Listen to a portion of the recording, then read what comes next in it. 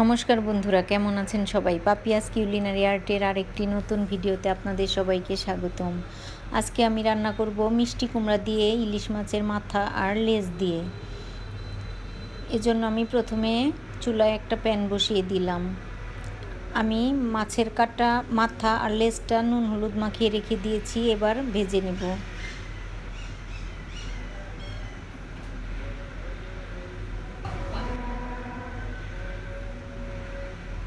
এবার আমি একটা মশলার পেস্ট তৈরি করে নিই মাছগুলো ভাজা হতে হতে।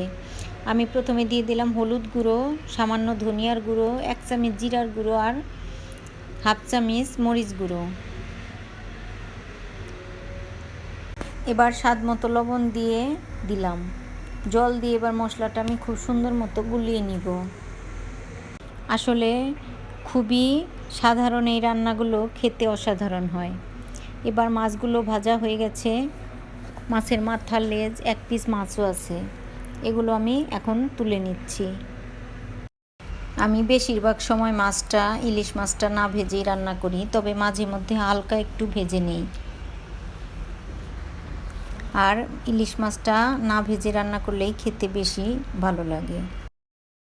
মাছের কাটা দেখে আমি একটু হালকা ভেজে নিলাম, লেজটা একটু ভেজে নিলে খেতে ভালো লাগে।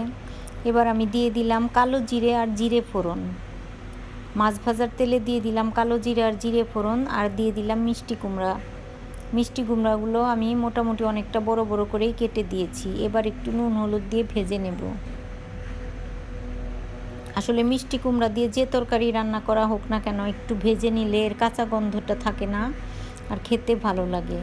এবার সেই মশলার পেস্টটা আমি দিয়ে দিলাম। এবার খুব সুন্দর মতো কষিয়ে নেব।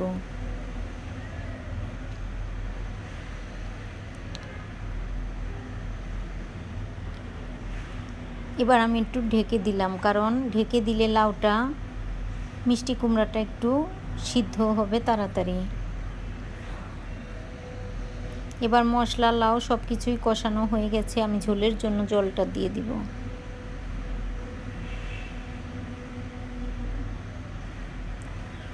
লাউটা অনেকটাই সিদ্ধ হয়ে গেছে, আমি এজন্য যতটুকু ঝোল রাখবো তার চেয়ে একটু বেশি ঝোল দিয়ে দিব।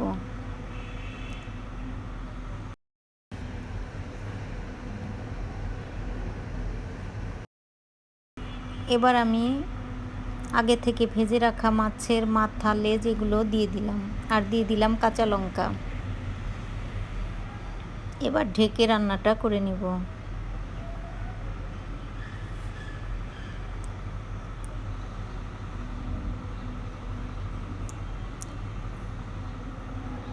এবার ঢাকনাটা সরিয়ে আমি দেখি যে ঝোলের কি অবস্থা। ঝোলটা অনেকটাই জাল হয়েছে, তবে আর একটু জাল করে নিব। ঝোলটা জাল হতে হতে আমি অন্য একটা চুলায় একটু জিরে আর কালো জিরে হালকা করে ভেজে নিলাম, আর পাটায় আমি বেটে নিয়েছি। এবার সেই গুঁড়া মশলাটা আমি দিয়ে দিলাম। আমার রান্নাটা শেষ, এবার আমি চুলাটা বন্ধ করে দিব।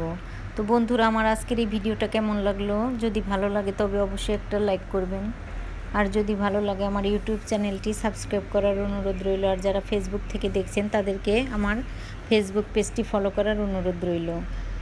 আমার রান্নাটা শেষ, আজ এ পর্যন্তই। দেখা হবে নতুন কোনো ভিডিওতে।